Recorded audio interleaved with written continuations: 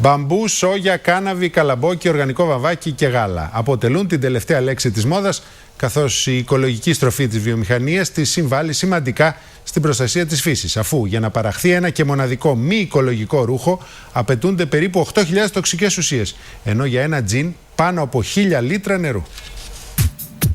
Η Αθηνά ασχολείται με το σχέδιο μόδας και τη δημιουργία ρούχων από 15 ετών. Στόχος της ήταν πάντοτε η διαχρονικότητα της συλλογής της. Τα τελευταία χρόνια στα ρούχα της αποτυπώνεται και η οικολογική ταυτότητα.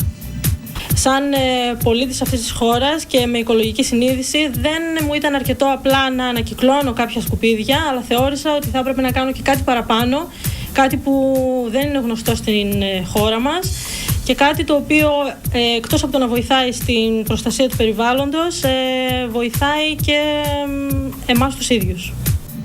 Οι πρώτες ύλες για τα οργανικά ρούχα προέρχονται από τη φύση. Υφάσματα από μπαμπού, σόγια, κάναβη, καλαμπόκι, ακόμα και γάλα.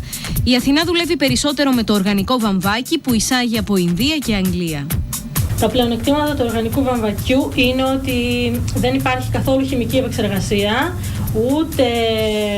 ούτε επίσης στην βαφή των υφασμάτων όπου χρησιμοποιούνται φυτικά υλικά, και αυτό σημαίνει ότι είναι πιο υγιεινά για το σώμα μας και για τον οργανισμό μας, γιατί δεν υπάρχει καμία περίπτωση μακροπρόθεσμα να μας προκαλέσουν οποιαδήποτε αλλεργία. Για να παραχθεί το βαμβάκι για ένα και μοναδικό τισέρτ απαιτούνται περίπου 150 γραμμάρια φυτοφαρμάκων. Και κανείς βέβαια δεν έχει στη συλλογή του μόνο ένα μπλουζάκι. Μήπως λοιπόν είναι καιρός να βάλουμε την πράσινη μόδα στη ζωή μας? Τα πράσινα ρούχα είναι και ηθικά, και αυτό σημαίνει ότι κατά την παραγωγική διαδικασία διασφαλίζονται ανθρώπινες συνθήκες εργασίας και δεν εργάζονται παιδιά. Όσο για το κόστος είναι λίγο υψηλότερο, αλλά τα ωφέλη είναι μακροπρόθεσμα και ανεκτήμητα.